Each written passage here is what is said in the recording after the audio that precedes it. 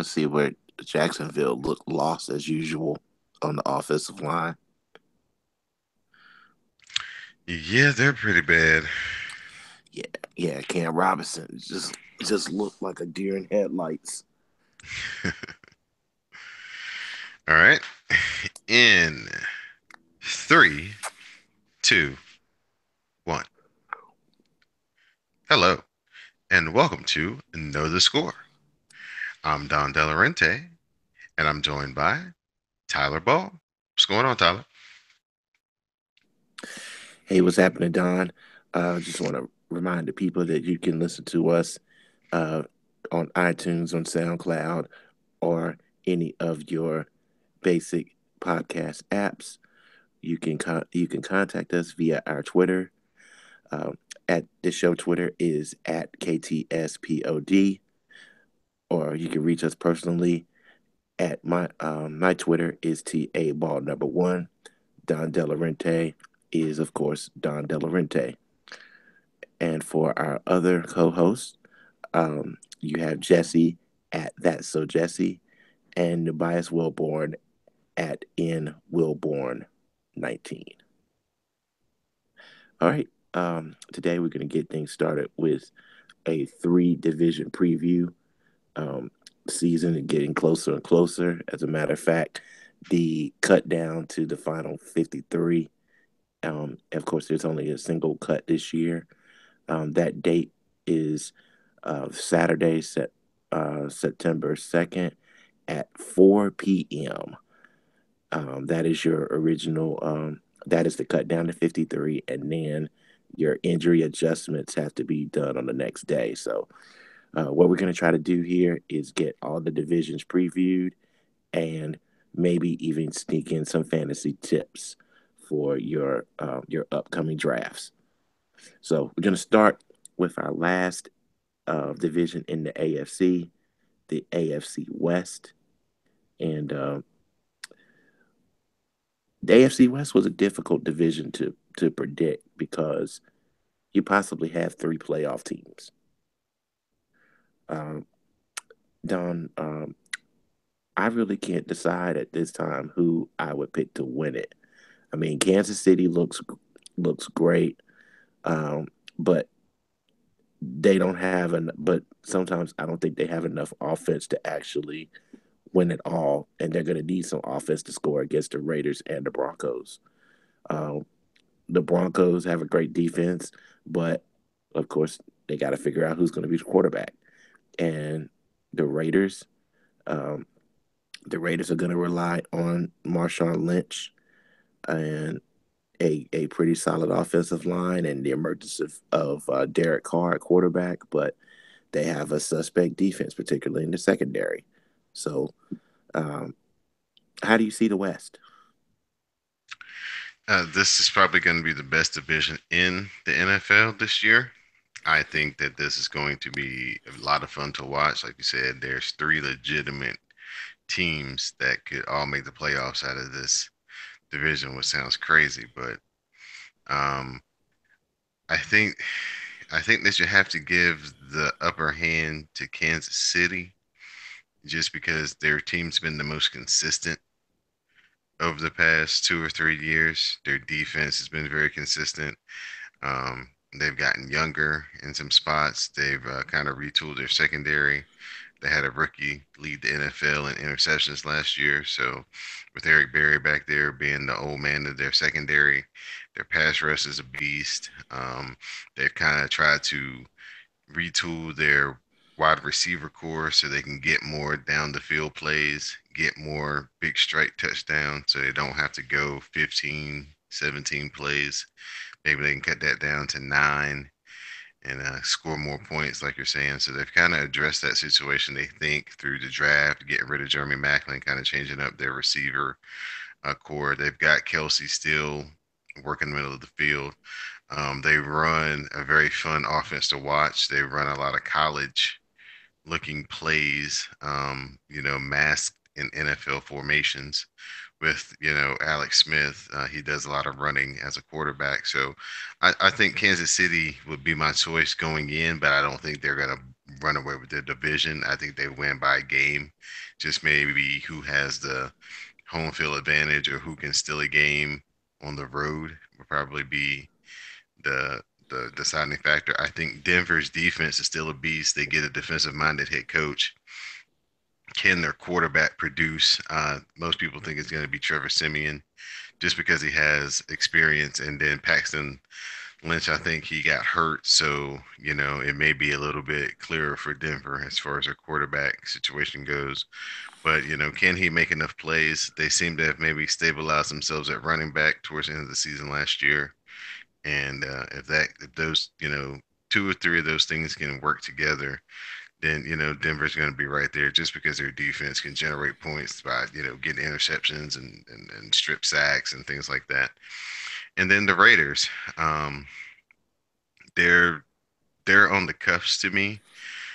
They look like the way Jimmy Johnson had the Cowboys, where you could see that their offense was getting really good, but their defense was not quite there yet.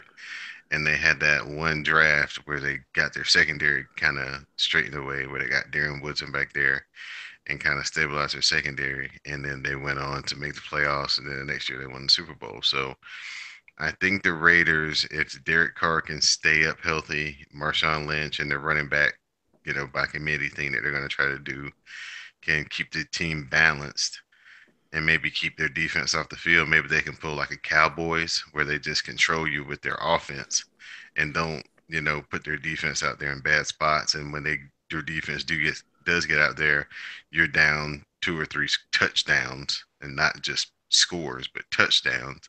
And so, they can afford to be a little loose in the secondary because they can give up a play here or there, but they also may, cause more turnovers because you've got to put the ball in peril more.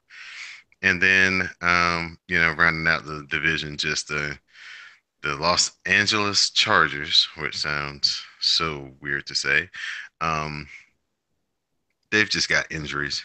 They probably might be the most like talented team, especially on offense. But I mean, they've just got so many injuries, and they've got offensive line problems and bad offensive lines. I mean, Philip Rivers throws interceptions. And it's really a shame because Melvin Gordon really started to put it together at the end of last season. A lot of people are looking forward to him being very, very productive this year. They've got Gus Bradley now over from Jacksonville. Their ex head coach is now their defensive coordinator.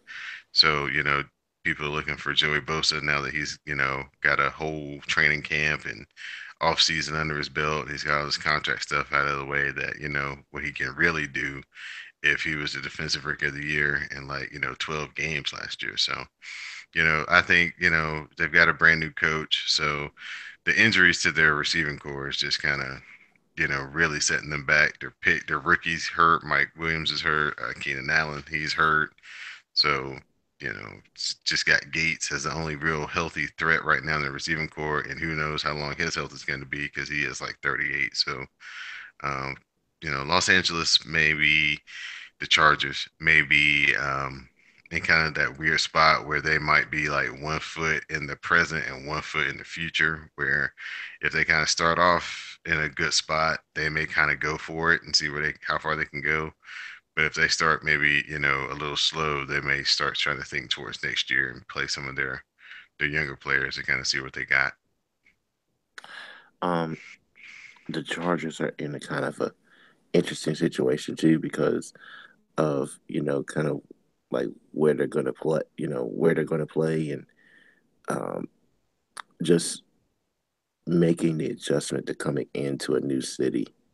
Um, they already going to be facing challenges, and they're competing with the Rams, who you know they launched out with Jeff Fisher. They believed that they were going to be much better than they actually put out, even with a rookie quarterback. And of course, it turned out to be disastrous. So, um, LA does bring you Philip Rivers, who's a draw. Um, they do have Terrell Williams, who is pretty good. Matter of fact, he had 1,000 yard season and really came on along with Melvin Gordon late in the year. Um, I'm actually I was happy about that because I actually have both of them on my fantasy teams. So I was pleased to see Melvin Gordon get some touches, really, just to, keep the ball out of Philip Rivers' hands and forcing. He tends to force stuff, particularly on third and long. So um, you look for their running game to improve. Um, as far as the three contenders in the division, if I had to pick one significant factor with all three teams, um, I believe that's going to be who runs the ball the best. Um, because I think that with the Raiders' offense the Raiders' offense can balance their defensive efficiencies. Kansas City can Kansas City can slow the game down because of their style of play. However, we're neither one of the three teams has a known factor in the running game. And I think in general wisdom, when you have a great running game, particularly with these offensive lines, you're going to be successful. And I think whoever wins the division is going to be the top the top rushing team. I tend to look at yards per carry versus yeah, yards per carry and passing yards per attempt, especially for Kansas City because that's been the knack on their offenses. It's a lot of short passes and the inability to throw the ball down the field. Um, Kansas City does have, of course, a playmaker in uh, Tariq, but um, can somebody else step into that role? I mean, I know you have Kelsey, but Kelsey tends to draw double teams. Expect you get chipped by a linebacker and then get covered by a safety. Um, so who's going to make who's going to be that extra factor for the Chiefs? Because they're probably in the best position to win right now as far as this division goes. But I clearly see um, Kansas City going in with you could have a repeat of last year where you have Kansas City at 10-6 again. Um, you may have Oakland at a 10-6 or a 9-7, and Denver at a 9-7. That could very well be it, and then go to the Chargers. I'll give the Chargers 6-10 right now. Yeah, I think the Chargers are gonna win their share of games. I think they're gonna, have a couple of shootouts and maybe if their special teams is special or they step in front of one, you know, and take it back to the house. I think the Chargers are going to be highly competitive. I mean, Philip Rivers. I mean, for all the passes that he does get and all the interceptions he throws, I mean, he does have his team in football games. You rarely see them just get wiped out. Um, as I take a look at I wonder what the how they adjust to the schedule. Um, I think that whoever benefits from obviously the injuries, whoever has the least amount of injuries late in the year when you have a packed schedule of division games, that's probably the best. That's probably the best shot of winning. Let's go to the um, last week for let's say the Chiefs, the last few weeks for the Chiefs. Um, I would say if you put them together and say those last like 3 or last 4 weeks, like for example, um, the last yeah, well let's go to the last 7 weeks of the season for the Chiefs. There at the Raiders. Um, they get the Broncos at home, at Cowboys, at Giants, then Buffalo, at Jets, and then they end the season against the Raiders. That's significantly tough per se. Um, Yeah, and it's like a very as we sit here, a little less than 3 weeks away from the season, 4 weeks away from the season, about 3 weeks and a half, somewhere like that. Yeah, that looks very daunting because you're assuming that the Cowboys and Giants back to back, that those two teams are going to be battling it out for their division. So to have to go play those two teams back to back literally could swing the whole balance of power in the NFC East, like especially if the Redskins are any good and they may be lurking like 2 games out um in third place or something like that. I mean that could, like if Kansas City was to beat both of those teams in back-to-back weeks, that would be a big statement that late in the season. So um yeah, that's gonna be pretty rough. But I mean if you're gonna win the Super Bowl and you're gonna have a good seat in the playoffs, I mean that's the type of games and the type of schedule that you want to play because you'll be tested and hopefully you'll have the health. See, that's the thing where your health comes in, where hopefully you'll be able to put your best bullets on the field when you play these high caliber games. And that's the one thing that we can't sit here now and have a good read on. mhm. The Raiders get a beautiful schedule draw where they play six of their last nine games um, at home. Um, wow, you get the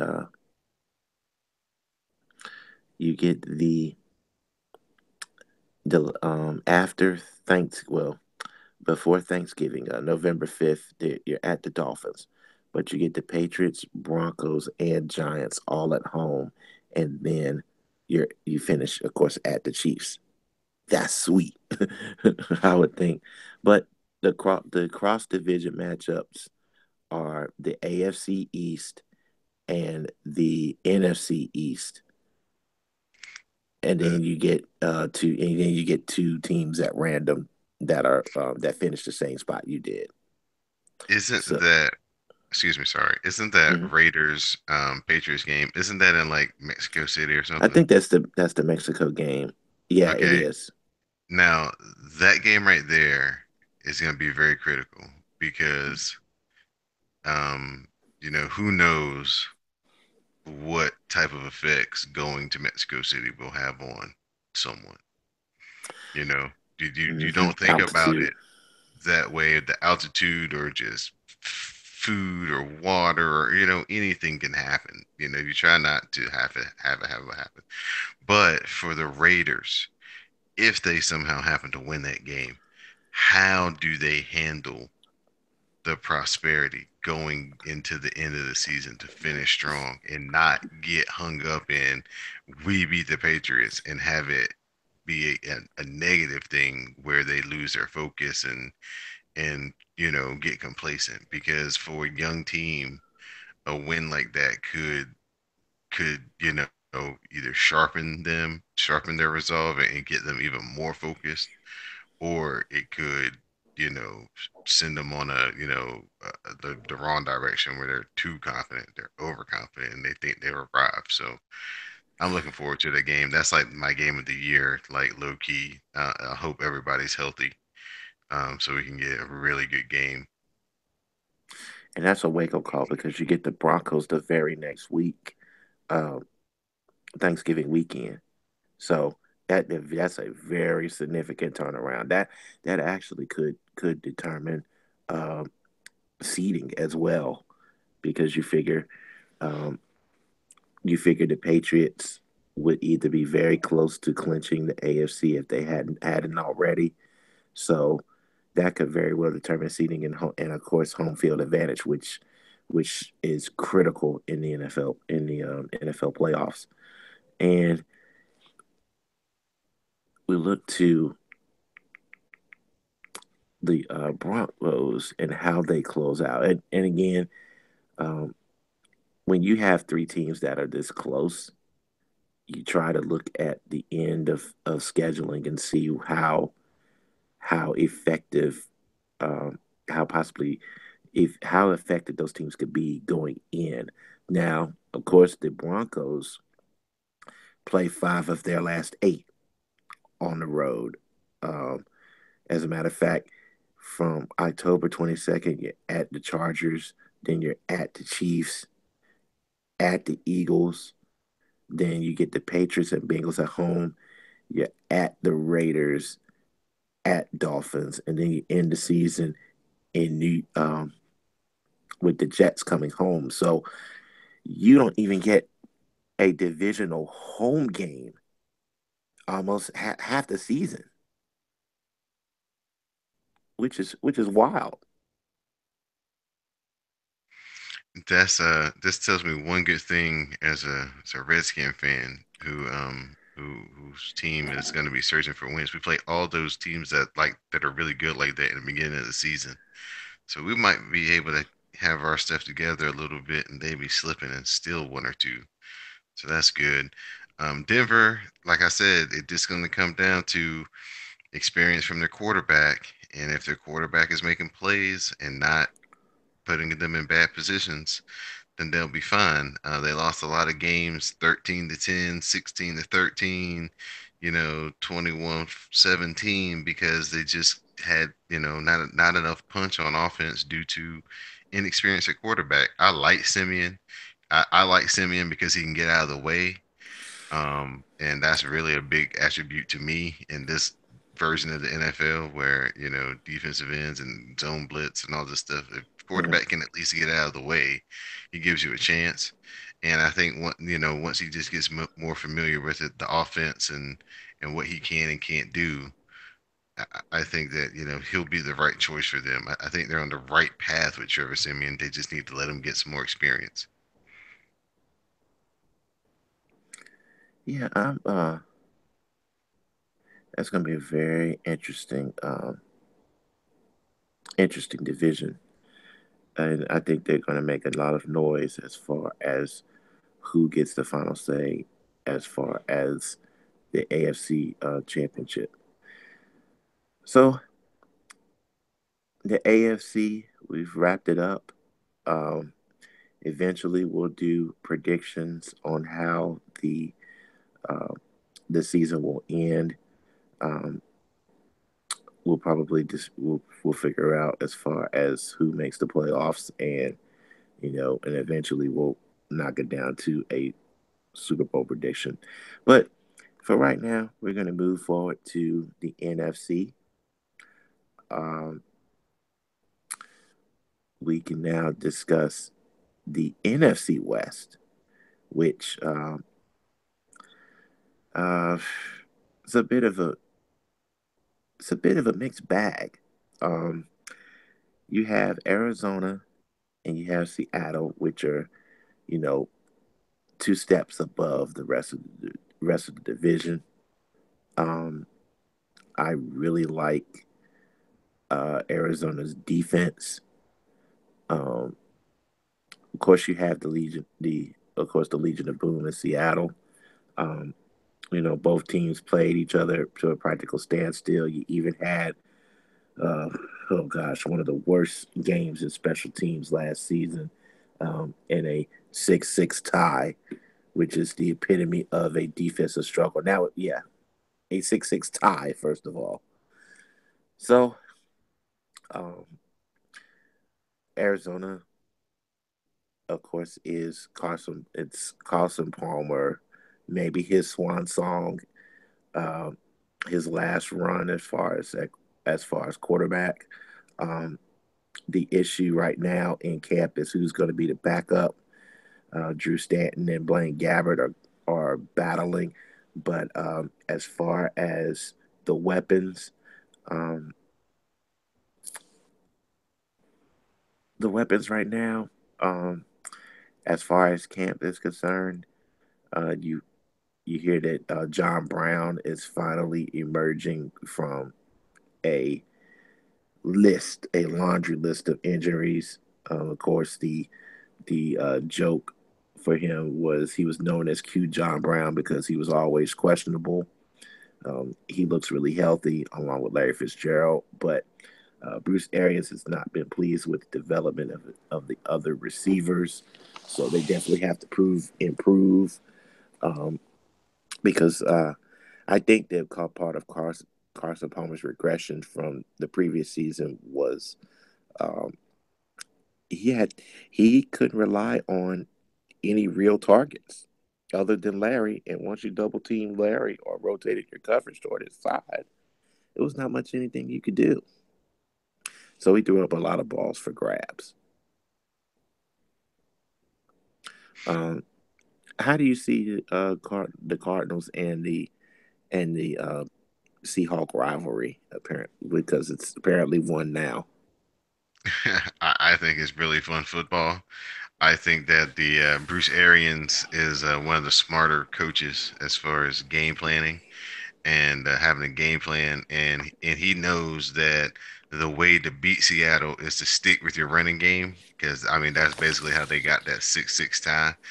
David Johnson ran like 30 something times for like Mm, 50 something yards, but right. the whole point is the way you have to play Seattle is you just have to keep pounding the running game so you can maybe get to a way where you can get a big play based off your running formation. And so that's kind of one of the ways that the few teams that can beat Seattle, that's really the way you can do it. The Rams also have success playing Seattle that way, where you just have to keep running, even though it may not be a successful venture as far as yards in the stat sheet. The threat and the balance of it will help you have a chance to score two touchdowns and maybe win a game against them. I think that Seattle this year, as their preseason game came on last night, they look to have a lot more speed in their wide receiving core, and that's always dangerous to add with Russell Wilson and his scrambling ability.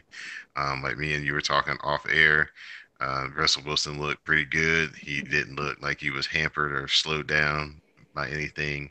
It'll be interesting to see how Jimmy Graham recovers from missing the second half of the season if he's going to be, back up to speed. And then their defense, are they going to get old? Is this a year where they lose a step? Is this a year where, they finally, aren't the baddest guys on the block? Um, that's going to be really key. And I think that Arizona's defense, they have depth issues. They have really good starters in their secondary, but once they lose, Honey Badger went down 2 years in a row. Their defense fell off. Peterson had some nagging injuries a couple of years ago. Their defense fell off. So they got to kind of find some depth to if they sustain some injuries that they can keep their level up. Because yeah, they're one of those intimidating defenses. They can keep your points low and they can take the ball and score. So um, that makes it really hard when they're all healthy to go against because they create a bunch of turnovers and then they like to take your turnovers and turn them into points. So, sort of like the old Baltimore Ravens, where it's like everybody's racing to see if they can get the interception and take it to the end zone or to pick up the fumble and take it to the end zone. And then they have one of the best punt return and kickoff return units too. So they're one of the few teams who can strike that way and get points. So yeah, their defense and special teams will win them with a lot of games. Offensively, it comes down to Carson Palmer. What kind of season can he have? Can they protect him? He's one of these classic, 1980s quarterbacks where if you put that brick wall in front of him and give him time, he'll pick you apart. But if he's got to move around and feel hurried, then things could go wrong for you. So, can they keep balance where they can, use Larry Fitzgerald? That's kind of like an ATM. When they really need him, they can go to him, and they not have to always constantly rely on him. Like you're saying, John Brown being healthy. Can they get just another receiver or two to kind of shift some of that focus off of Larry Fitzgerald in the deep parts of the field. We know what David Johnson's going to be. I mean, he's pretty consistent. It's been 3 years of the same with him. 100 catches out of the backfield. Over 1,000 yards rushing. Um, I don't have any worries about him. So can Carson Palmer find some more targets? And can their defense, if they sustain injuries, keep themselves near the top at the end of the season? And I think the Cardinals will make the playoffs for sure this year. And they might have a chance because they kind of have the wise old veteran at quarterback. And if, things go right, he just might have one more shot at it, and it'd be cool to see Carson Palmer make one more run in the playoffs. Um, well, the Cardinals had um, so many free agents leave their defense. Um, you had Calais Campbell, both safeties, Tony Jefferson and DJ Swearinger, cornerback Marcus Cooper, after actually playing well on the opposite side of Patrick Peterson. And Kevin Minter, also a significant loss. Uh, I, you know, Arians really isn't as confident in his defense as we would think. It's always about, and he does get Matthew back, and that's a big that's a big deal, because obviously Matthew's a known commodity, but um, I think that Arizona is going to start slow and then pick up as the schedule um, as the schedule dictates. Um, I'm not sure how they're going to match up against Seattle's running back by committee. Seattle made significant um, changes in the offseason, particularly adding Eddie Lacy, who is what they really need, another battering ram type running back, along with CJ Precise and another bruiser in Thomas Rawls. Um, that may be the best running back tandem in all of football. Um, so I would put Seattle right above Arizona if I were to start today. Um, but we have two other teams in the division that we have yet to speak of. That would be the LA Rams and, of course, the San Francisco 49ers. The Rams have a new head coach after finally getting rid of Jeff Fisher. Um, they have a terrific defense. I mean, and outstanding defense, even with the absence of um, Aaron Donald whenever he decides to sign his free agent deal and play. Um, he's outperformed his contract, which, there's no doubt in that. But um, the defense is still, even with their trade last week to pick up um,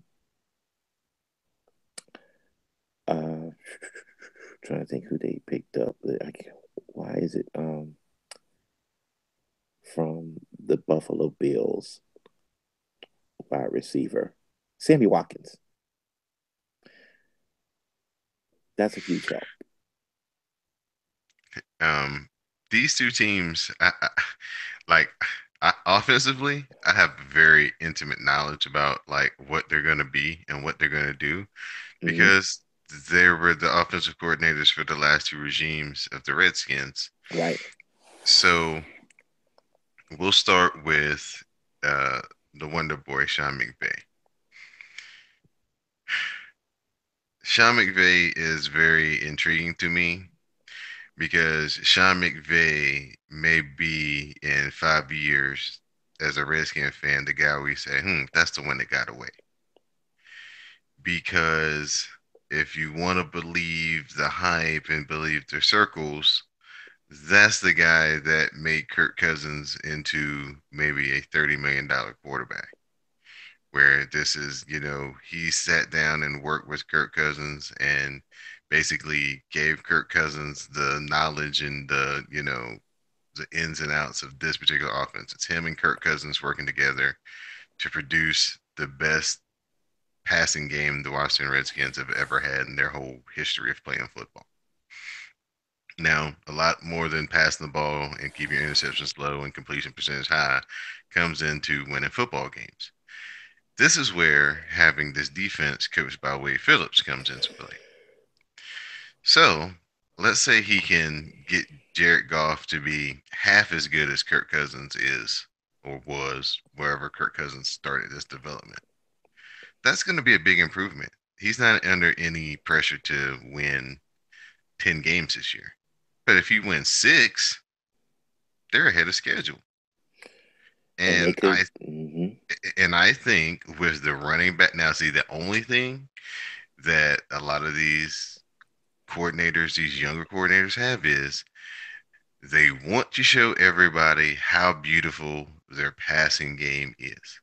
And Mhm. sometimes they neglect their running game. And when you have a really good running back, that hampers him, especially around the goal line, because they get into these situations where if you don't get in on first down, you might not get the ball.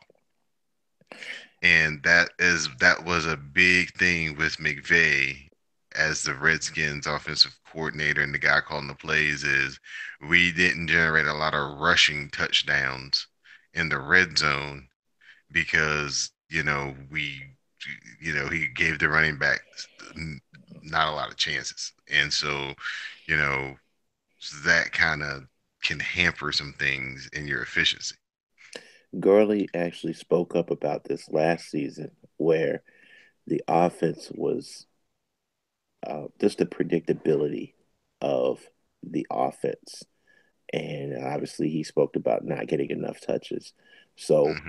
I think that when you have more of a balance, um, that allows Gurley to maintain his effectiveness, and uh, and that's going to be key to watch because the Rams defense, that's a great squad, and they got even better with the acquisition of Wade Phillips Right. as the defensive coordinator.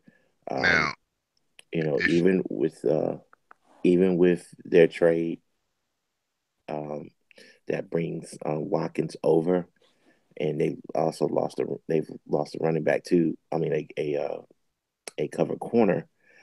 They're still extremely effective. mhm. Um, Now, if you're into mhm. like the film of football, McVay draws up some beautiful passing game stuff. I mean, it's beautiful to watch. And he learned all the beautiful stuff that he knows from working with Kyle Shanahan. Kyle Shanahan. Hmm. So now we move over to these guys in the 49ers, and this is just basically a 16 game full speed audition. You know, who do we have that can play? You got a new coach, you got a new general manager, new front office, whole structure.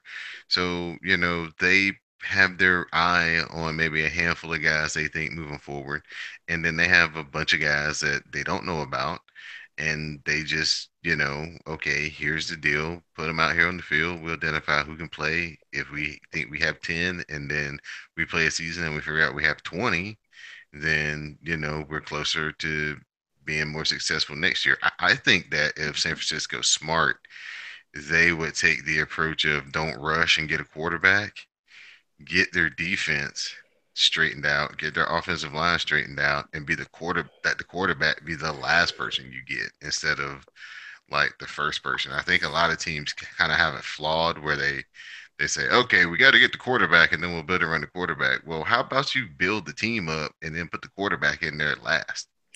Yeah, because and we've discussed this before. The disconnect between the NFL and the college offenses. Um, that means that quarterbacks may need more than the benchmark of 50 starts to actually be a quarterback ready to make a significant contribution to a team. Um, because it just takes so long for a quarterback that's just used to pre-snap reading off of one direction, taking the snap from the pistol or in the shotgun and getting rid of the ball, than to come under center and be, you know, 3 or 4 yards closer and taking the traditional 5 to 7 step drop and then having to adjust from the defense disguising its looks. So I think that when your quarterbacks are not being developed at the rate that they should be, and this is another thing to another related topic, the good quarterbacks in the NFL are old. The really good ones are really old in terms of NFL years. So quarterback development is probably going to be the key for football to at least maintain its entertainment value over the next decade or so. Because right now, I don't see a lot of quarterbacks in college football that run even close to a traditional NFL offense. So now going back to the Niners, you got Brian Hoyer, who's going to be your starter. We know what he is. We've seen his movies. So, you know, I agree with you. Develop your defense. Build your team philosophy, and then when the time is right, go ahead and draft the quarterback that you have been scouting for 2 or 3 years, and it's the one that you want.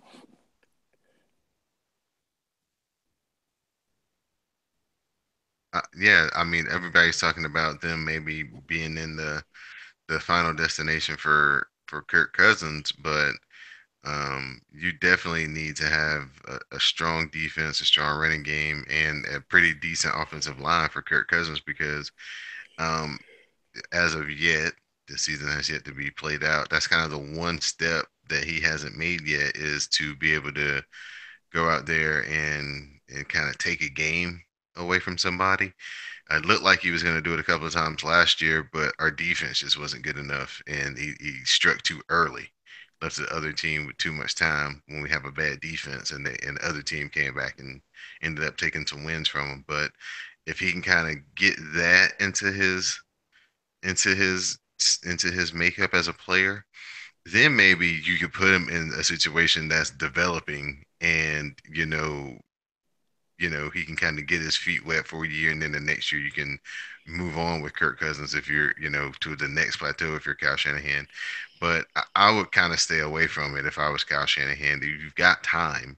Your GM is new with you.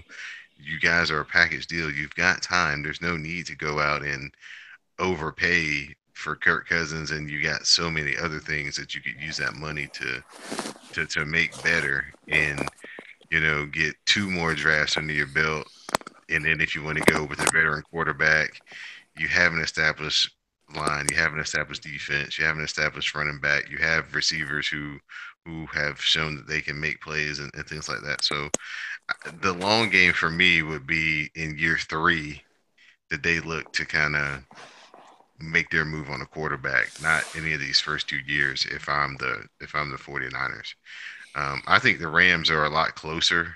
They're kind of in the position of if Goff can just improve enough to show that next year, you know, there's some real promise, then, maybe as soon as next year, depending on how they do their thing with Aaron Donald and the cornerback that they have going into his last year being able to play on the franchise deal, they may be closer than everybody thinks. And, it's just again, like you said, quarterback development. Can he go from playing in that, like you said, that air raid system of standing back there, the field spread, and it's just basically pick the slowest dude on my fastest receiver and I'm throwing to him type of offense.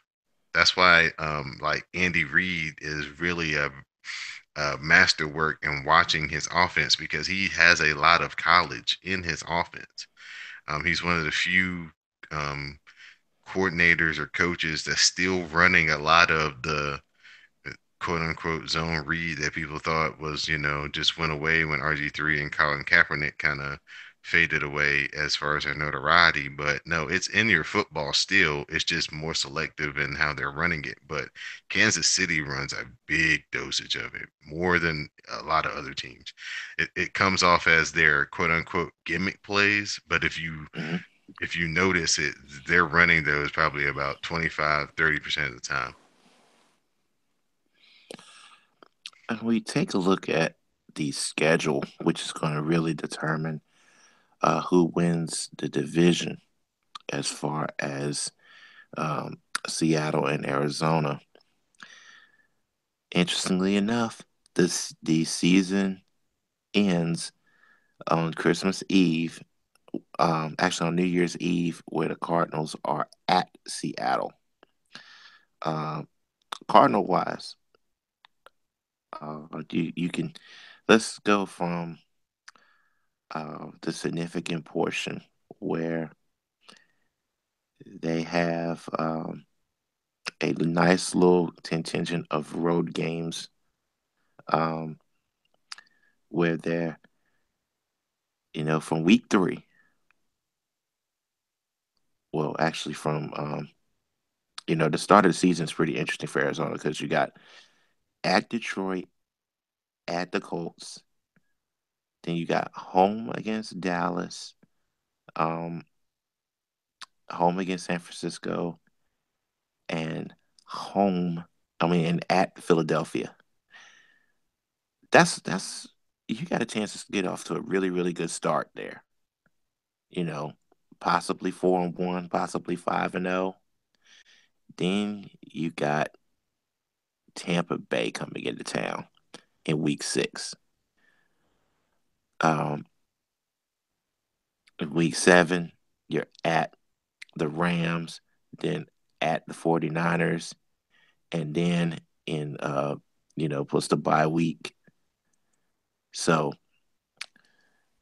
for their first 10 games, Arizona's first 10 games, they could actually start 8-1, 7-2, maybe 6-3. That's not bad. Before you even see Seattle, you may have a 2-game lead on the Seahawks. Yeah, that's kind of the position they've been in the kind of last couple of years. They've started off pretty fast. They've just had, injuries and they've kind of slowed down at the end of the season. Yeah, that's yeah, that's actually a great schedule, to be honest. So they have uh the NFC South, the AFC, the NFC South and the AFC South. You gotta like the chances. Um, and let's see how does Arizona end their season? Um, Before playing the all everything game at Seattle on New Year's Eve. Uh, let's go to the 4 games before it. Um, week 12, you've got your home against Jacksonville, home with the Rams, home against the Titans, at Washington in week 15. Could be significant. Home against the Giants, and then at Seattle. Man, that's that's sweet, to be honest. That sounds like 11-5. It just depends. It depends on the weather. If the weather's not optimal in DC, and that could be a trip up game. They gotta come. They gotta come over. So you gotta always count in those travel games. I think they try to accommodate them now by making those 4 o'clock games for anybody who has to do that now. But a 4 o'clock game in November, that might not be what the Cardinals want if you catch one of those, you know, 37-degree days with the sun up. Yeah, that's a whole different ball game. It really is. As you look at Seattle, um, Seattle schedule, not bad, not bad. You get four of your last six at home. Um, October 22nd, you're at the Giants, and then you have your home against the Texans and the Redskins at, of course, at Seattle. Then you got Falcons, um,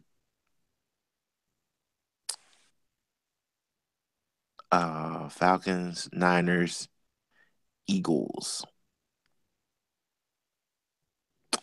Hmm. Texans versus Seattle. That's gonna be wow. That's gonna be a heck of a game. Those now see who now I think you said the Redskins play Seattle after that. Whoever plays the two teams after that game, they might have a chance to win that game because uh yeah, that's gonna be one of those games where the two defenses are gonna be out to show, who's the mightiest one of them all. And Hmm. there could be some residual effects on both sides in that game. So yeah, that could be an interesting game to watch that late in the season. And playing Seattle, um, just like you mentioned with playing the Ravens, you have to watch the game before and the game after, particularly the game after, because Seattle is so physical as a defense that they tend to wear on you, and not only are you not fully healthy or going into that following week, um, that's where your significant injuries come in, and a lot of times teams have lost effectiveness by playing a Seattle type team, just like when they played the Ravens of the 2000s with that type of defense. But Mm.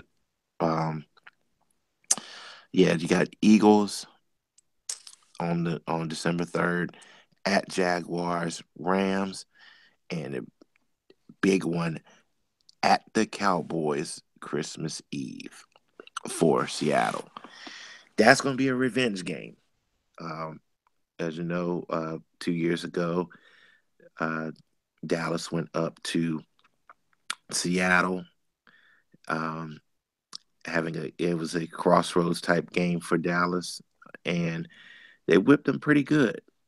They attacked the Legion of Boom with DeMarco Murray, um, and this is definitely one that Seattle's looking to pay back the Cowboys, and because that is a late game, that's probably going to affect seeding.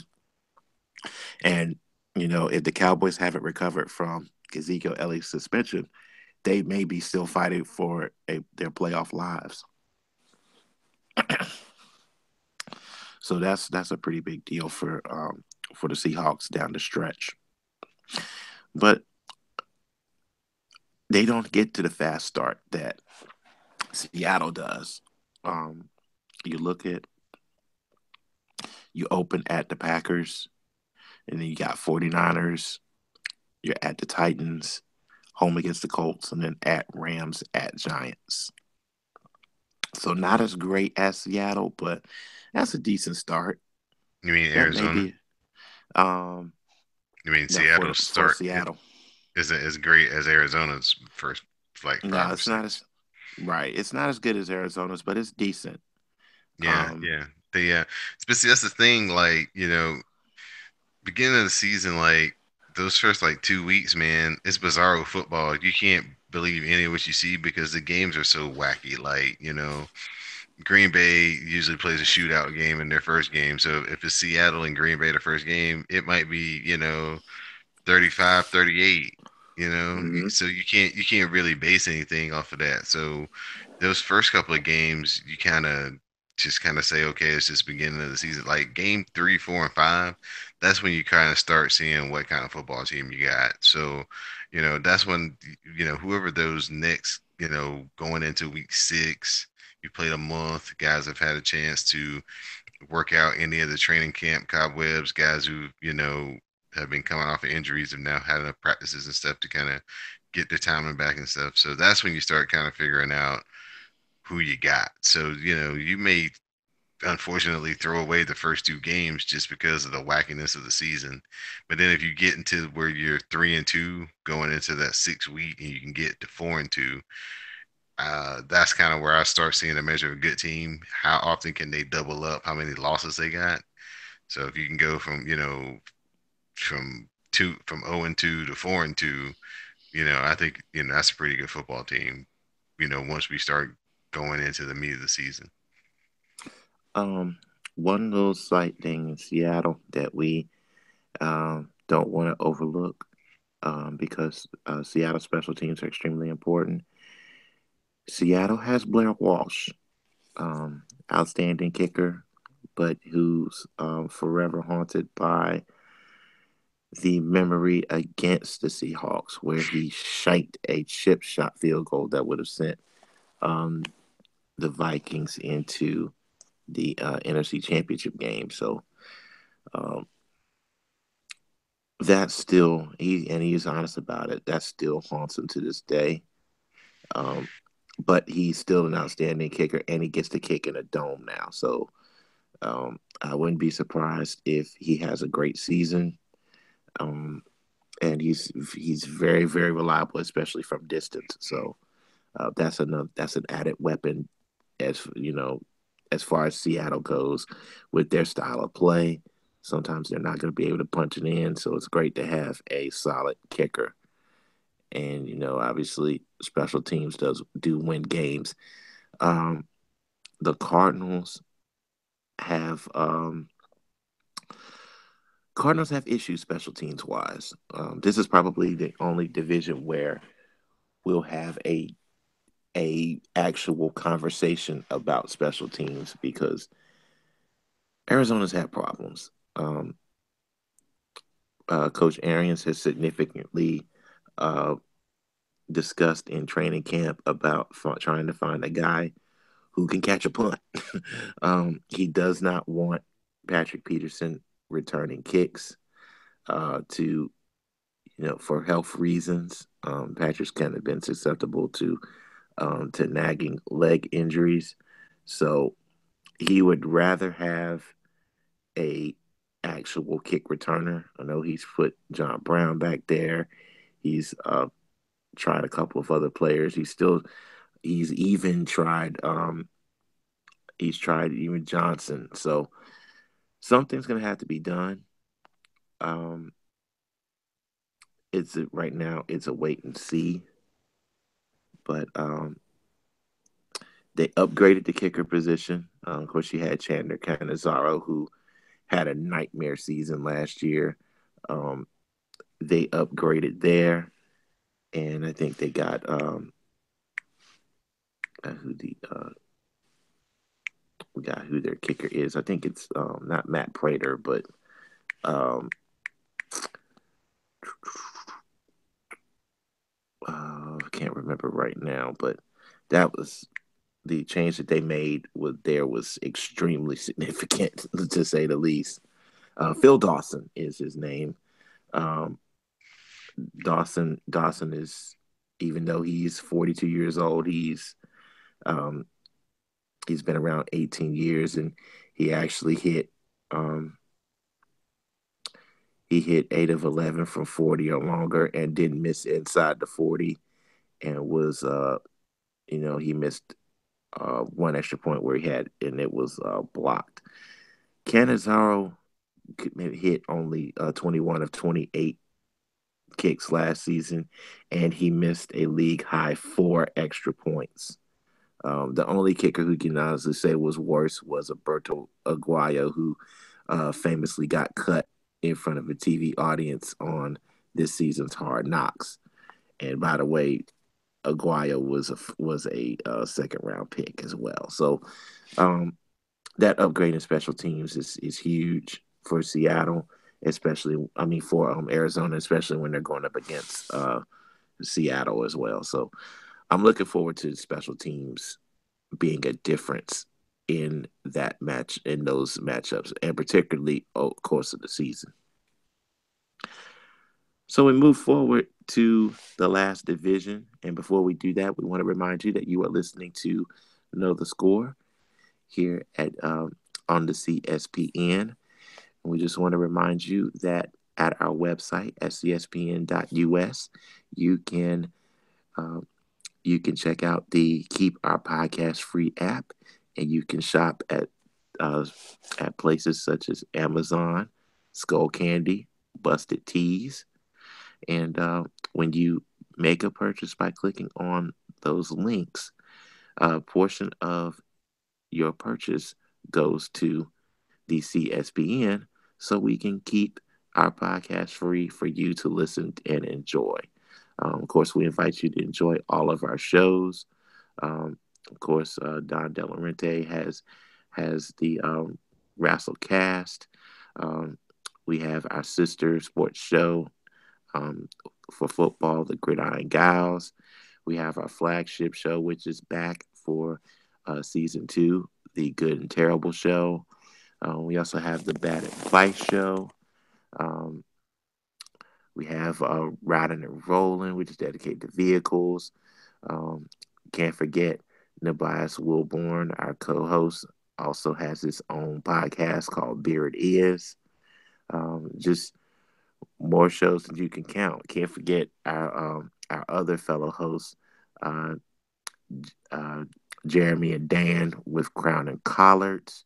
And Crown and Collards actually has a couple of offshoot shows. Um, we also welcome the new personnel to our network, which you will meet via our show co-founder and moderator Classic Materia. He has his own show, Classic Team Up, in which he will be explaining and introducing you to our new team members. So please stay tuned with the CSPN, tune into all of our shows. And of course, you can always contact us via our Twitter, um, especially the CSPN Twitter is at the CSPN. And of course, know the score is KTSPOD. Our last division review today will come from the NFC North. And is this going to the back to the back to going back to the black and blue division as it's been known in the past, or is this just um, a bad division disguised under the play of Aaron Rodgers? I think it's the second one, just because, I mean, Aaron Rodgers is clear cut the best quarterback in the division, followed by Stafford.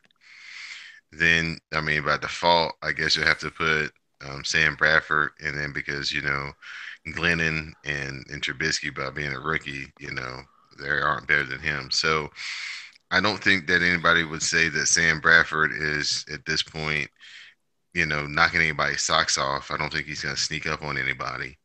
Um, I think what's going to be interesting for them is just to see if Dalvin Cook can carry the load. I mean, it looks like he's going to be like an every down back, like he's not coming off the field. So can he just sustain? And can Minnesota find something in their receiving core? Diggs finally started to come along last season and be a game breaking receiver, but they didn't have any other threats on the other side. I mean, Mike Wallace is a one trick pony, and every once in a while he'll get behind your defense, but that's not something you can count on every week. And so they need, just like Arizona, they need just a little bit more on the outside from their passing game to maybe free some things up. And, if Bradford can have a season like he did a couple of years ago when he started off really hot, not turn the ball over, be real efficient, when he get in the red zone, capitalize and scoring touchdowns, Minnesota with their defense will always have a chance. And they're another defense that scores hidden points by kickoff returns and punt returns. So they'll be in a lot of games. Um, Detroit is a team that intrigues me the most because their offense is so dynamic. Uh, Even though you don't know who their receivers are, Stafford is getting into that Brett Favre mode where he was in like 95, 96, where it doesn't matter who you put on the other end of it. As long as they catch it, I'll make them famous. Um, Abdullah, if he can stay healthy this year, I think he's going to be in for a big season. It comes down to just do they have enough defense? Can they stay out of shootouts? That was basically their their problem last year. They just got caught up in too many shootouts and got the wrong end of those. And for all the struggles that Green Bay had last year on offense, Aaron Rodgers still led the league in touchdown passes, and they were in the NFC Championship game. Not bad for a team that was like 10 games into the season. Everybody was hitting the panic button, and what's wrong, what's wrong, what's wrong. And Chicago Bears, again, they're just doing another year of evaluation, trying to figure out do they have the offensive line to protect the quarterback. Their defense, though, is an upcoming unit. Um, there will be another year where they can kind of gel together and grow together, and hopefully they won't have to play Trubisky before it's time. And Mike Glennon can get in there and take his lumps while the offensive line gels and gets their stuff together. And then with if Trubisky has to play this year, they'll be better equipped to protect them a little bit better than if he was to just get thrown out there in the beginning of the season. Again, it's just going to come down to I think it's going to be Green Bay and then kind of flip flop Detroit and Minnesota by just look at the draw. Who gets a bounce here, who gets a bounce there.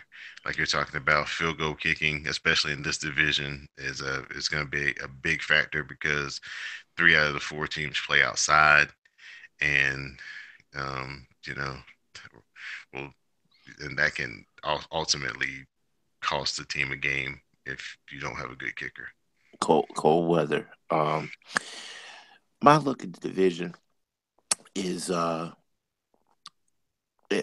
have some interest in this division just because there's some talent that people aren't going to see. They don't their names don't come out at you, but there's talent in this division nonetheless, and I think there's some good football to be played. Um, for Minnesota, I do like Diggs, but I'm intrigued by how um, Laquan Treadwell uh, develops. He barely got onto the field last year. It was an extreme disappointment. Um, I honestly say he was the draft bust. He actually got fewer plays than Adrian Peterson last year, who only played 3 games. Um, Adam Thielen is another silent name who can actually make some plays. Michael Floyd got more notoriety for his suspension more than his actual play, but he he is a talent. He does have good hands. He's a big target. I, I like um, I like Bradford in this role. Um, you know, not too many not too many passes. Rely on your running game. You got 2 really good running backs, both that can catch the ball. By the way, um, Dalvin Cook's explosive, especially in the open field. He definitely showed that last year at Florida State. Um, I also like the fact that he proved last year that he could run in between the tackles. So he can handle a pounding if need be. So now you have 2 backs who have proven them who, are proven commodities. So Bradford doesn't have to throw 35 times a game to beat you. And with this defense, um, you got Harrison Smith, who's a ball hawk. Uh, I really like those guys. I really like this team. Um, I think that when you look at Detroit, Detroit has, like you said, some no names. It's just Stafford just slinging it. Um, Marvin Jones is a name because he is a big target and he made a ton of plays, um, having taken over uh, from Calvin Johnson. I think he's going to be the guy of the future as he goes. So goes his offense along with Abdullah.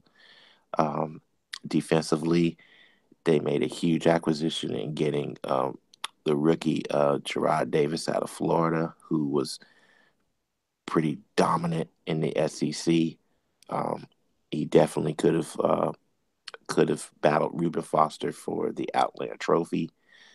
Um, I really really like him. And now that Raekwon McMillan is out for Miami, I think this is probably your impact defensive rookie here. He's going to get a lot of opportunities because he's got to play right away. I like. I also like DJ Hayton for Detroit um, as a slot corner. He might even move to the field corner because Darius Slay is a pretty solid lockdown guy. Um, I wouldn't be surprised if Detroit uses um, multiple defensive backs, probably nickel, some dime, to take the pressure off a rather weak linebacking crew. Um, Defensive line is solid, not spectacular. So Detroit is going to have to, outscore some people, which suits Matt Stafford all fine. Um, have to look at the schedule to figure out what the records will be. But your contenders in this division typically are, um, I would say, I would put Minnesota just ahead of Detroit, and of course, everybody's chasing the Packers. Um, I mean, heck, the Packers have Aaron Rodgers. That's what it is. Um, they need a running back, obviously. Yeah. Eddie Are they? Lacy, Eddie Lacy didn't work out. He's in Seattle. Ty Montgomery is, he's actually going to start again. Um, former wide receiver, even wears a wide receiver number still. So, um, Him being like a see, I think that's kind of fun for Mike Martz, and I think that's fun for Aaron Rodgers. And I think it's kind of no coincidence that kind of when they kind of went with him being as their running back and doing all the crazy things they can do, because now you can legitimately put your backup running back on the field too, and then motion out, and you can make everything like a three wide receiver set, but disguise it as something else. And so, it's no, coincidence that once they kind of got into the lineup and got integrated, their offense started taking off, and they started just using him all kinds of ways, not just as a running back out of the backfield per se, but he was, still playing slot receiver and doing a lot of things in the passing game. they've got some pieces. I like Aaron Jones, who's the fifth round pick, and of course Jamal Williams, who they got in the fourth round. Those two are going to be competing for for the spot as far as along with Montgomery when Montgomery moves out to the slot. But the significant piece of Green Bay this year is getting Martellus Bennett, proven commodity, tight end. Mike Martz loves tight ends. He loves the big play receivers on the outside, but he really loves big pass catching tight ends. Extreme upgrade over Jared Cook, especially as a run blocker. Look for him fantasy wise. Go ahead and take him. Your mid round. He's probably your best tight end option next to Kelsey and of course Gronkowski. Um, he's a big target, can block, and he definitely will be a guy to look at as far as the goal line. If Rogers isn't throwing 30-yard bombs, he's probably going to find Martellus Bennett in the back of the end zone in the red zone. So um, the question is, can Green Bay stop people? Um, the panic button. Even though the panic button was really about Rodgers and his lack of weapons, the real panic button was Green Bay not being able to get key stops down the stretch. And that really showed when the defense just the wheels just fell all the way off against the Falcons in the playoffs. Um, Do you think it's a case of just Dom Capers has been around for so long now? It's nothing new that he can show anybody. I mean, he's been with the Packers for at least like 7 seasons. He's been in the league with his defenses being, style or form of his defense being in the league for at least the last 15 years or more, probably 20 going back to his time with Pittsburgh. So you just think that maybe it's just a case of, hey, he's got nothing else to show, even though he may have new troops deployed in these, it's the same concepts and people understand where he's coming from and how to attack it now. no, I don't think it's that. I actually think in this case, Green Bay has had an issue of Green Bay's issue is talent. Um, I just don't think it's there. I don't think that it's. I just don't think that they're that good. I think that when you had the significant losses of guys like Nick Collins and uh, you know guys like that, guys like Shade, and when you look further back, you have a guy like a Peppers who was a kind of a linchpin. Um, they just haven't had really great individual talents on the defensive side of the ball. We see that Matthews is getting that Clay Matthews is getting older. They haven't had a significant addition since then. That's the problem of being good enough to where you're going to draft late, so you can't necessarily get the best defenders available, but you also have kind of given away picks too. So you're pretty much having to draft with what you got, and it just so happens that the hits have been on offense and not particularly on defense, and it's kind of hurt their offensive line too because Aaron's had to really do it on his own, and he's run for his life several times. And I think the game last year where he fell apart before it came together was the Dallas Cowboys. Um, we actually know who David Irving now is because of his game specifically against the Green Bay Packers, where he played I think in 25 plays and uh, was arguably the best player on the field, including offense. He was that good, um, and that was more a significant.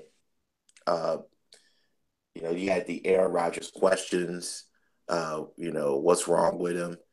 And I really just think that it's a talent issue more than it is you know, Rodgers isn't playing well or Rodgers is struggling.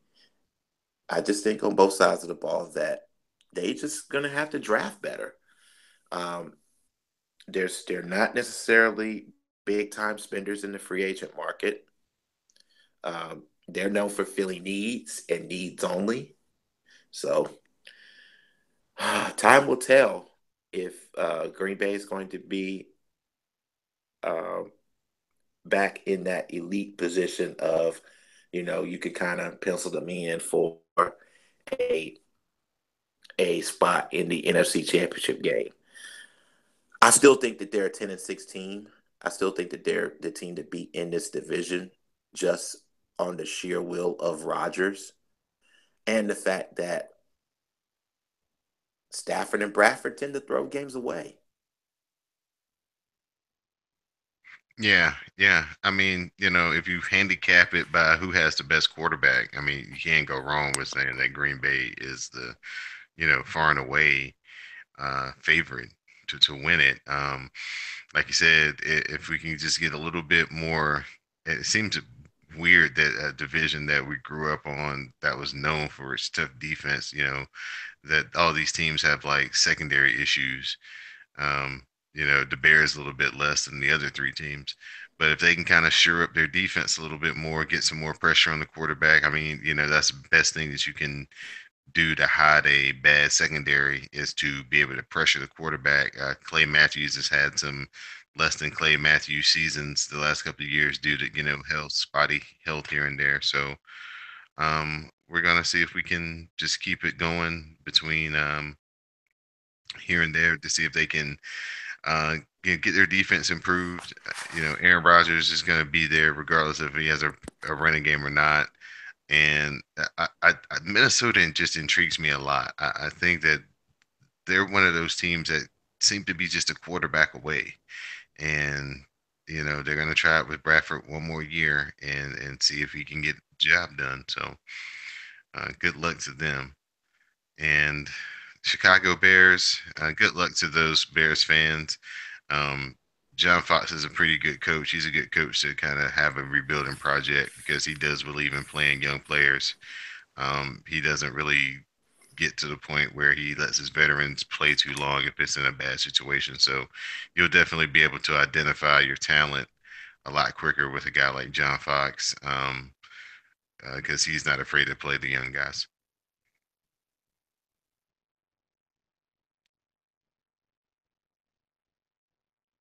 Tyler, is there anything you'd like to add as far as the records? You think that Green Bay and you think it's going to be Green Bay and Minnesota? You think they're going to come down to a last month of the season type of showdown, or you think Green Bay is going to start fast and pull away?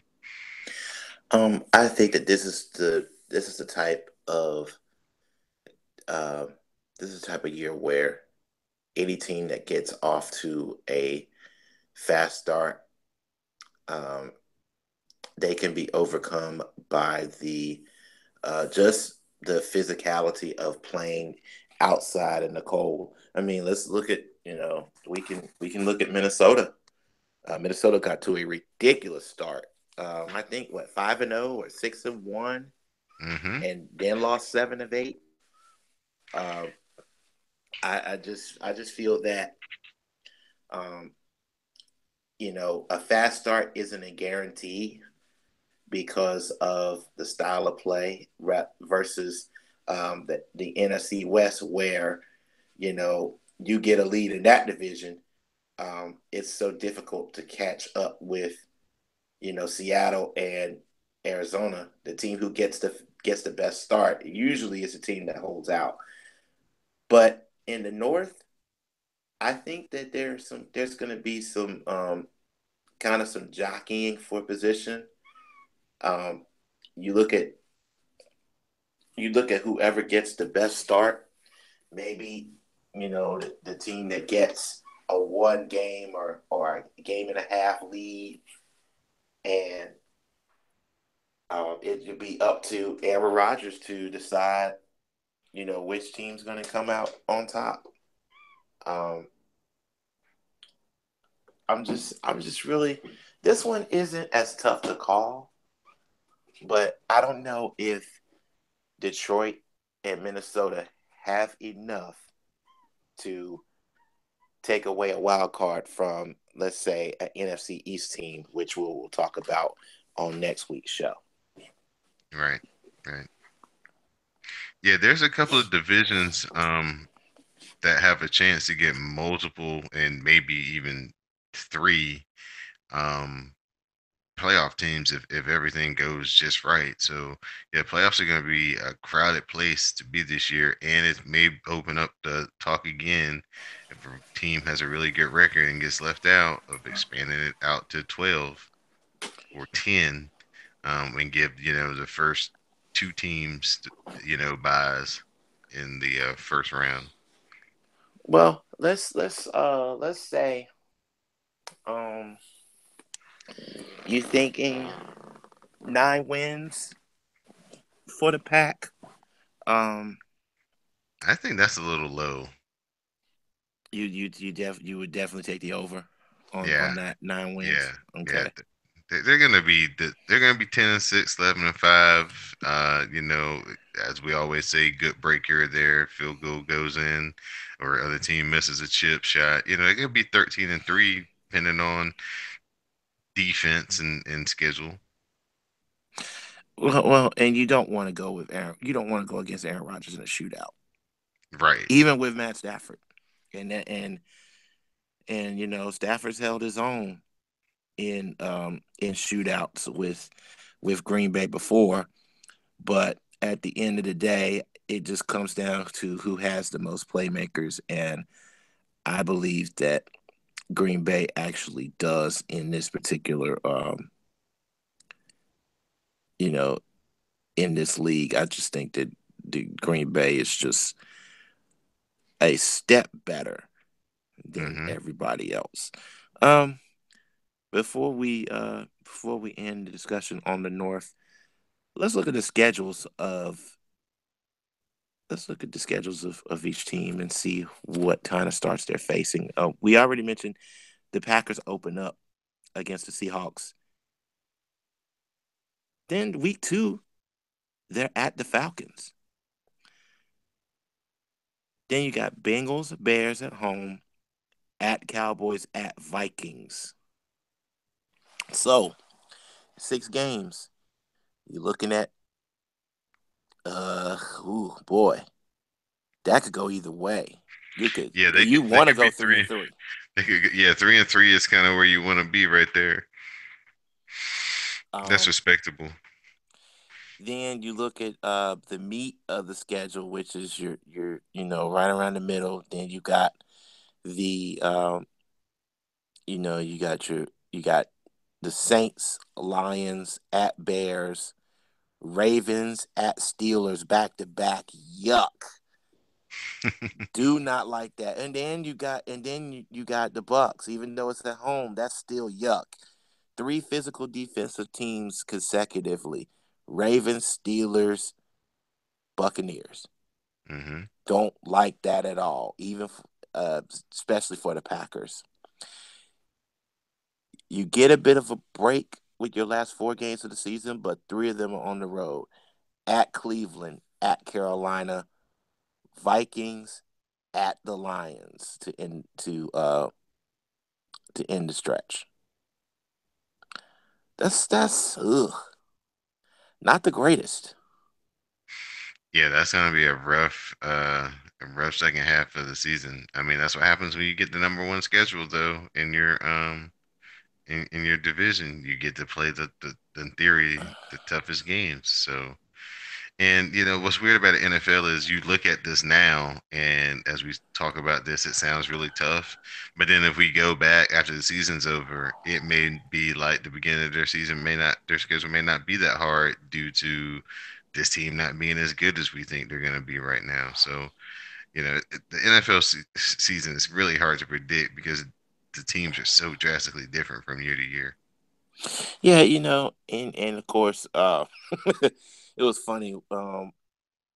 I was listening to Bomani Jones, and somebody was speaking of talk of the Patriots going undefeated, and we kind of laughed it off because you're trying to if a team stays healthy, which is the most laughable concept in the NFL. Um, how can you predict a team staying healthy when you got car crashes and collisions and folks getting hit in the head? So very, very, very laughable. Um, and I also think the prospect of 16-0, even though it's happened, it's still nah. I can't see it. We look at the Vikings. Um, as you can see, the NFC North plays the AFC North and the NFC South. So the Vikings start out with It's a pretty brutal start. Saints at home at Steelers versus Bucks versus Lions at Bears versus Packers versus Ravens. Whew, man, that's looking like a 3-4 start. Maybe even 2-5.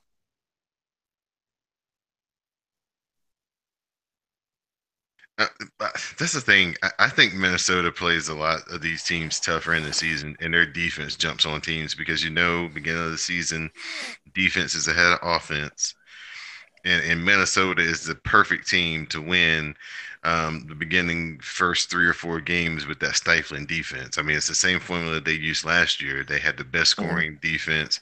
They were scoring the most, and they were holding teams down the most on defense for like the first month and a half of the season. So those kind of, even though it looks rough to start off with now, I think that kind of plays into the strength of Minnesota's team is that their defense can hold them into games. Well, you got your and of course your that's interesting. Interesting little game there, little stretch there. You got Packers, Ravens, Browns at Washington, and then versus you got your home against the Rams, but this is your last 6 game stretch to end the season. At Lions, at Falcons, at Panthers, home against the Bengals, at Packers, home against the Bears.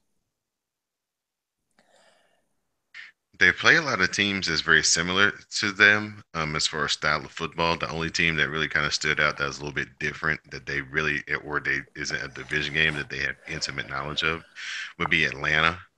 So I think maybe Atlanta's versatility on offense, you know, may give them some issues. But everybody else, like the Panthers and the other teams that you named, they kind of play a similar style where, defense, running game, if you can stop the other team's run, you'll have a good chance to be in the game. So, that's why I say, me personally, I hold a lot of stock in Minnesota's defense. I mean, I just from afar, they've been kind of one of the teams I've watched and admired the way they play defense and how good their defense is, and how they're one of the few teams who, with the rules the way they are, can kind of intimidate other teams with their defense, especially if you're not moving the ball early in the game on them. So, like I said, I just look at Sam Bradford. Sam Bradford can play within himself. Minnesota could really be a threat, and they could actually be the team that comes out of this division that nobody's talking about. So I think Minnesota is going to be anywhere from 8-8 to 10-6, maybe 11-5 if everything is just like perfect, perfect, perfect for them. I'm going on the low end. I would say I would say 8-8. Um, just to balance because um I think the Packers are going 9-7. So I say 8-8 for Minnesota. I'm the only reason why I can't give the Packers 10 wins is because the threat of injury would be so significant to Green Bay because the Green Bay has the depth issues on both sides of the ball. I just can't see a injury being more of a threat to damaging a team than it would be to the Packers right now. So that's why I can't give them a 10. I can't give them 10 wins right now. So I say, yeah, 9-7. Detroit. Minnesota. 8-8 is 8-8 is good. Is a good scenario with this schedule for Minnesota. Now, um, and here's why I say Detroit is looking at 7-9 in the face. The two teams that they play that are not the AFC North and the NFC South, they have the Giants and the Cardinals, and they are the first 2 games of the season. Ouch. Oh, and yeah, they get the Vikings in. I mean, they get the Falcons at home in week 3. So Detroit home. They get the Cardinals at home, at Giants, home against the Falcons. That could very well be 0-3. At Vikings, you get the Panthers at home, at Saints, and you get the Steelers at home on Sunday night, the 29th. That's not good. Yeah, that's a tough schedule. That is rough. Oh yeah, and then just to balance everything out, you go to Green Bay the next Sunday night. After you go to Pittsburgh, you go to Green Bay for back to back Sunday night games. Yikes! Yeah, if Detroit gets into the playoffs this year or gets to 8-8, 9-7, they will definitely have earned it by the way that their schedule Yikes! sets up on paper. That is just that is brutal. That is brutal, and you still have oh man, you still have the and you look after that stretch with Steelers and Packers back to back. You still have the Ravens and Bucks back to back, both on the road. Two Yeah, physical that's teams, two physical defenses. schedule makers didn't do them any favors this year. Absolutely not. Yikes. Yikes, Bec- yikes, Well, yikes. but that's what happens when you have that Thanksgiving, when you're the Thanksgiving team and you're always slotted. You're always going to get some type of schedule where you're going to get a rough little stretch there. I mean, it happens to Dallas a lot too. Well, yeah, and this is it right here. You get the Packers on the 6th. On November 6th, you get the Packers. The Browns on the 12th. So you got to come back off a Sunday night, then play Sunday night at 8:30. Come back and play on an early game the Sunday. The following week, you got the Bears at 1 o'clock. You're at Chicago. Thanksgiving, you get Minnesota at home. Then you turn around and play the Ravens, and then the Bucks the following week. Oh gosh. Hmm. Um, then the last 3 games: home against the Bears. You're at Cincinnati, which isn't necessarily the greatest, being at the style of Cincinnati. That's another physical defense. And then you end the season with the Packers at home. That's helpful. But oh boy, yikes, yikes, yikes, all over the place. Worst case scenario, Stafford doesn't play well, throws equal number of interceptions to touchdowns, and they end up 5-11. Best case scenario, they get help from Amir Abdullah. Jones has a great season where he catches 80 balls and becomes one of the top receivers in the league. Um, they don't turn over the ball down the stretch, and they end up ahead of Minnesota in a tie with Green Bay. And that last game of the season is the tiebreaker, and they end up 9-7. Yeah, that's going to be a stretch though to get all the way there. They're gonna have to play light. Stafford would be MVP if they get to 9 or 10 wins this year, I think. I agree. I agree. So I'm going to take the middle, and I'm going to put them eight. I'm going to put the best case scenario 7-9, and they'll be on the outside looking in at the playoff picture. Right. So we've got 2 more divisions to go. Next week we will have the NFC East and the NFC South. Just looking ahead to the preview. Don and I are huge NFC East fans, obviously, with Don being a Redskin fan and myself being a Cowboy fan. Uh, the eventual suspension of Ezekiel Elliott, which is going to be decided. Um, I'll say before we air. Um, we're still going to be waiting for that, whether it's 6 games or whether it's 4 games. Um, that may make some changes in who comes out in the division of the NFC South. I mean, that's Atlanta's division to lose, I guess. They actually got better. That's it.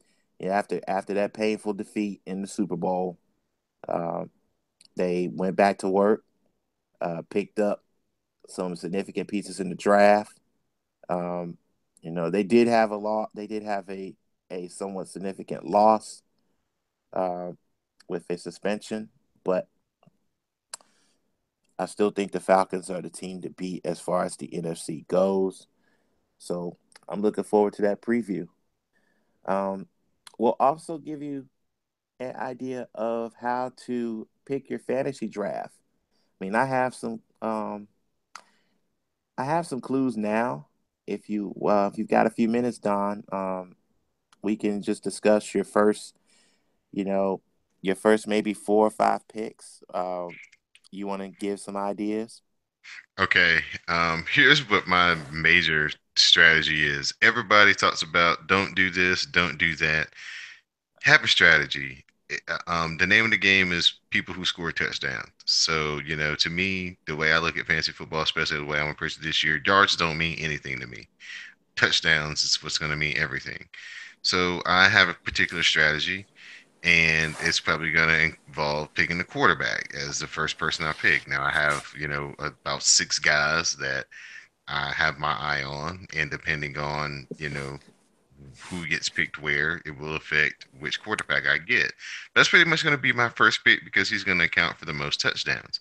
Now, um, after that, I have another scenario in mind about who I'm going to get next, but depending on how your draft goes, if all of a sudden people start making a run on receivers, you might want to jump in there and get your receiver, a top, level receiver, and maybe like, wait till the next round to get your running back or so because you see what the trend of the draft is.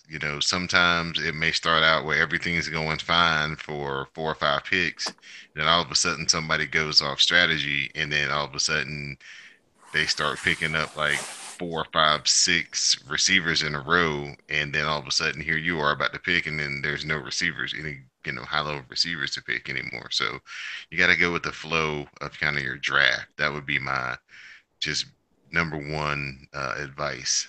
Kind of have a strategy, but don't stick to it. Kind of feel the ebb and flow of your draft. It used to be old school.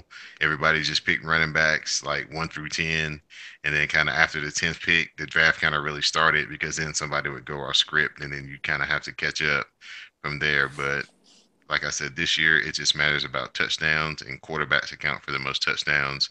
So I may be doing something unconventional and pick 2 high level quarterbacks first or something to have like a trade piece if I need a running back or something later on that so I kind of have a little different strategy because I've tried different strategies and gotten close to winning and haven't quite won a championship yet. So I always try to come up with something a little bit different than the year before. Um, I'm actually going a little bit away from my usual this year. Um, I've done pretty well with what I've had in the past, um, particularly in our KTS league. Um, I've had I finished as the league runner up 2 years ago. I finished in third place last season. But I'm going to try something a little different and see how it works. Um, I think I'm going to load up on your key position players with my first. I would say my first 5 picks. I'm going to take the best 2 running backs, 2 receivers, and tight end available. Um, I'm not going to pick a quarterback until uh, until the mid rounds because unless I'm a top three pick in the draft, I figure the numbers drop so significantly that your touchdowns from your quarterbacks kind of tend to even out after your Rodgers, your Brady's, your Matt Ryan's of that level. So Well, if I'm picking 6 through 9, then I can go ahead and take two running backs and two top gifted receivers and maybe the top tight end if the top tight end or maybe a third receiver if that adds up.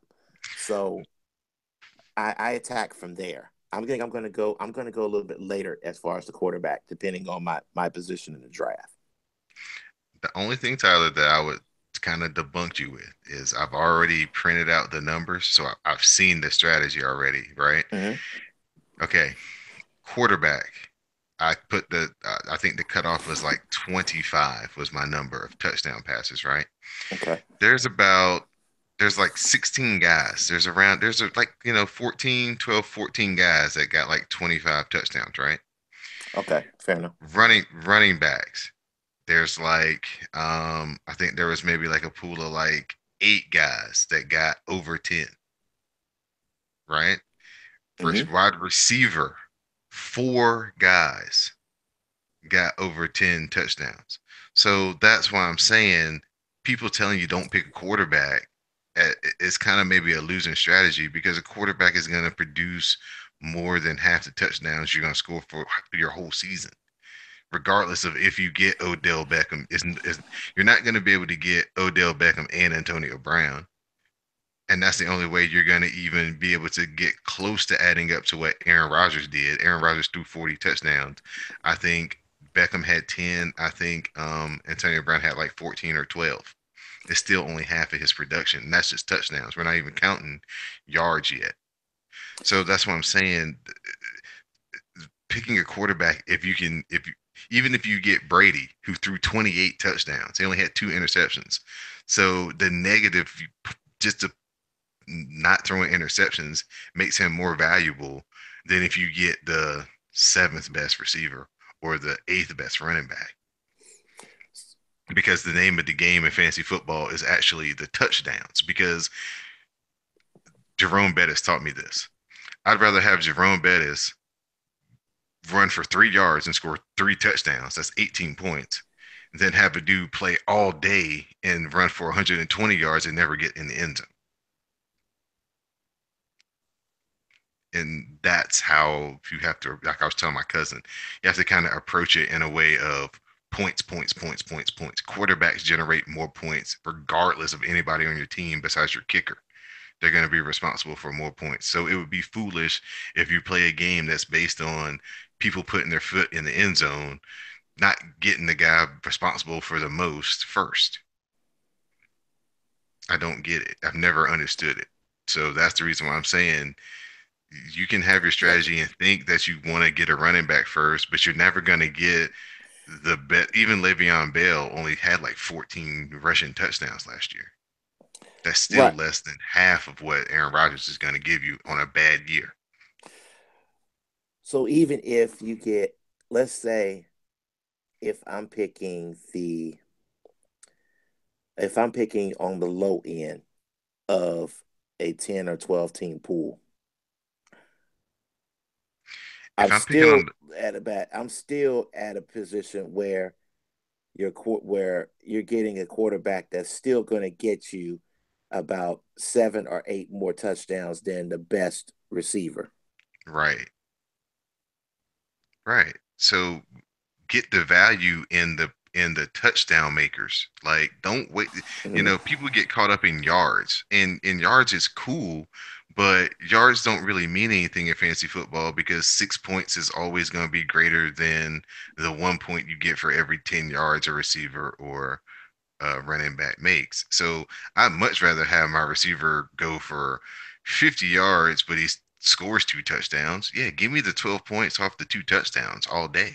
And Mm-hmm. and we're gonna win some fantasy games because the double digits is so important out of those other positions. Most quarterbacks are going to make your double digits, and that's what you want to count on.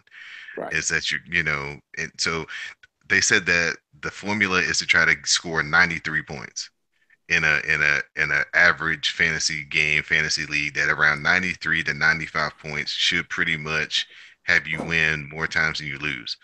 Well, it's a lot harder if your quarterback is struggling to get you 40 or 30 points every week than it would be if okay, yeah, I've got Roethlisberger, I've got Brady, I've got Drew Brees, I've got even Kirk Cousins, even though Kirk Cousins in the realm of wins and losses on the actual football field doesn't seem to be a good quarterback in people's eyes.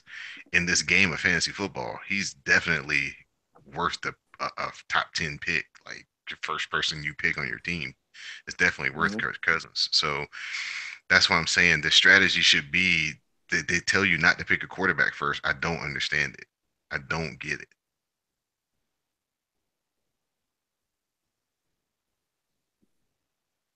He's Significant the most argument. Yeah. important. He's the most important player on the team in every other game you Every play. game. Why wouldn't he be the Right. most important player Mhm. on the team in fantasy football too? Right. And again, and even if you get a quarterback like a Blake Bortles who throws a lot of interceptions, touchdowns worth 6 points, interceptions only worth two. Right. It's worth -2. Right. Right. So I mean that's just another way to approach it. I mean, like I said, I've always tried to have an alternative approach, but this year, like last year, last few years, I've kind of gone with a handy handcuff approach where give me Antonio Hmm. Brown and give me Ben Roethlisberger. I look at the Hmm. stats and I've done that too. wow, Ben Roethlisberger threw like 40, threw like 30 something touchdowns, and Antonio Brown really caught 12. And it seems like you never really fully get the grasp of the full points that way. So it's like, okay, well, here's what I'll do this year. Instead of trying to do that, let me get like a top-notch quarterback. If I get lucky to get one of these top-notch receivers, but I'm not going to handcuff them. I'm going to get somebody totally different and try to make sure that my running back situation is a little bit better. Because sometimes if you make a run on the receiver too soon, you have to make sure if you want that particular quarterback, you may have to reach for that quarterback a little soon too. If the draft starts going quarterback heavy and you want to get that marriage.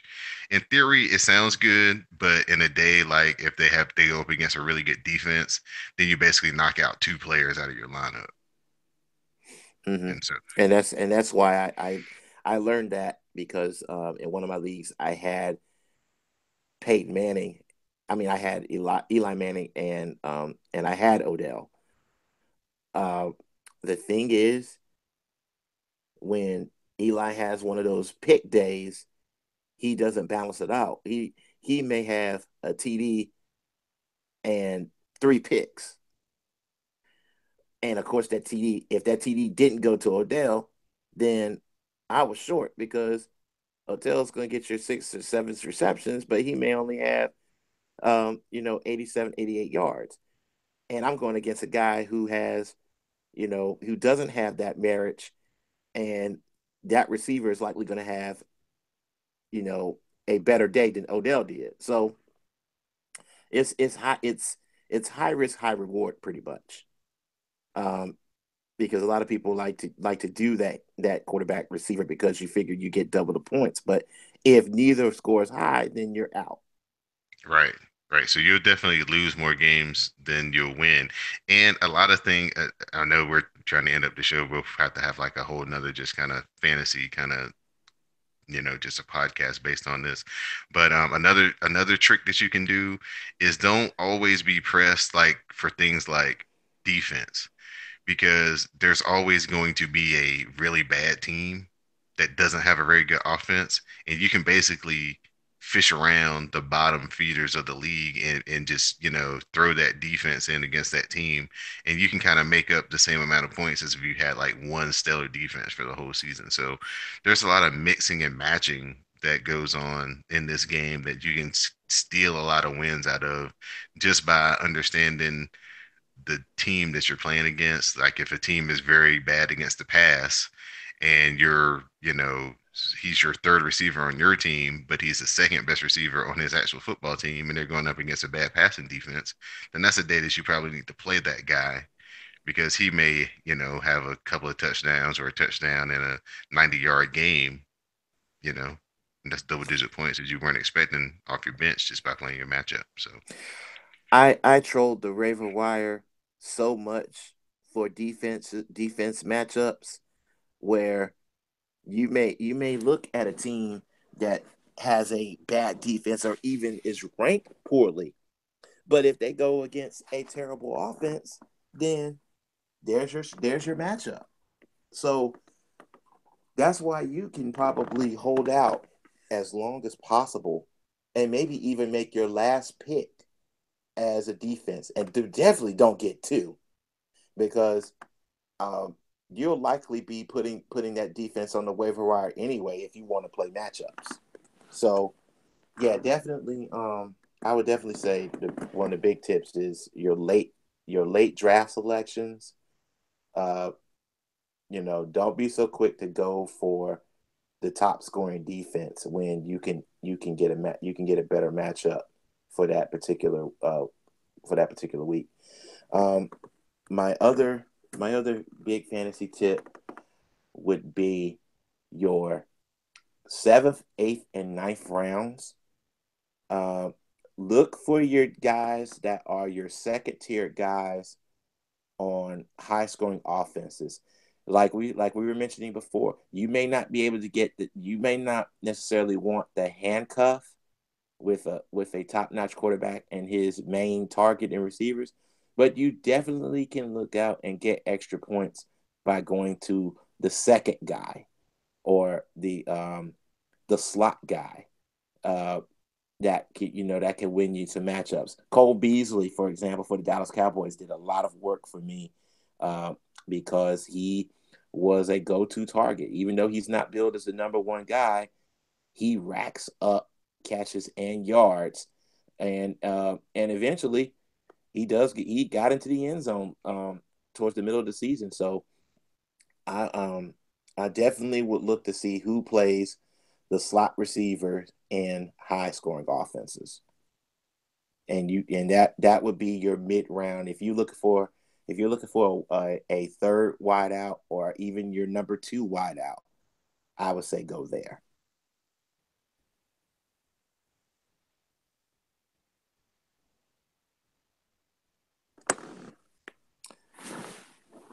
But just looking forward to next week as we wrap up today's show.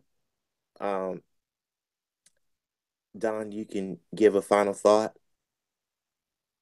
oh man, I'm just looking forward to getting a little bit closer to the football season, seeing these preseason games, getting a chance to see some of these guys play in the second half, trying to make a football team.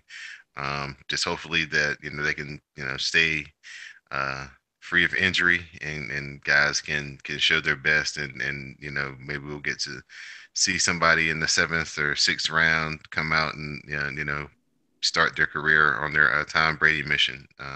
That's really the best part about training camp is just getting to know some of these long shots who actually end up making some of these football teams, and you know if the right situation comes up, they get a chance to make a name for themselves. So just continuing to getting ready for the season. Okay. I'm gonna take my final thought a little elsewhere. I have not taken a look at the ESPN's The Undefeated's um, top 50 African American uh, African American list. I'm going to make a note to do that.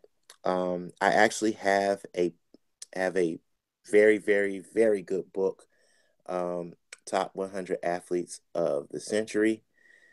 I'm actually going to do some cross checking to see where they put athletes that have made the most impact, which is my list, devised by several writers, including for the Sporting News, versus the undefeated, and how many of those are African American, and how many of those contributions are considered to be significant to the world of sports, because that is a clear indication of what this ranking is.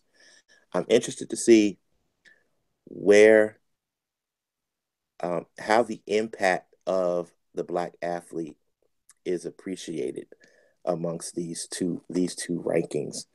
Um, I believe, me personally, I believe that uh, the black athlete has been somewhat underappreciated over the years, particularly because several sports he wasn't allowed to participate in, and now uh, sports in the general perspective is really just catching up to the influence and the significance of the black athlete.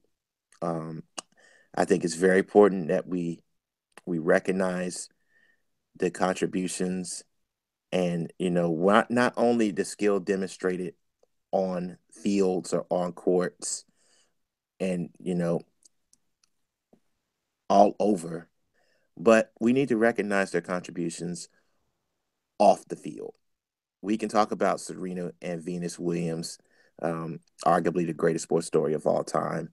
We can talk about how their impact has generated a conversation of salary in sports, salary and equal pay in the sports world, and how that's actually boosted women's rights off the athletic fields in the professional world. It's a serious conversation, and I also think we need to reflect in these current days and times on the impact of great athletes like Muhammad Ali, who chose to speak out for uh, for equal rights issues, and made the sacrifices. Um, you could get into the dynamic of why the sacrifice was significant, but definitely with today's professional athlete, um, they have voices, and we as media and as citizens and as consumers of sports need to take into consideration that these athletes are human. They're human beings first. You know, if they choose to speak out, that's great, but they have to be informed, they have to be prepared. And part of being informed and prepared to participate in a social justice discussion has to be considering the cost of risking said platform to speak out. We shouldn't be so ready to condemn athletes when they choose to stay silent or when they choose not to be involved in such protests, because although they may have feelings within their heart, they have to consider all of the cost, which is why we have a great respect for guys like Muhammad Ali, who considered that cost and did it anyway. Testament of what a great person really and truly is. For Don Delarente, for That's So Jesse, for Tobias Wilborn, for our producer, Classic Materia, and our outgoing co founder, Beauty Jackson, I am Tyler Ball, and now you know the score.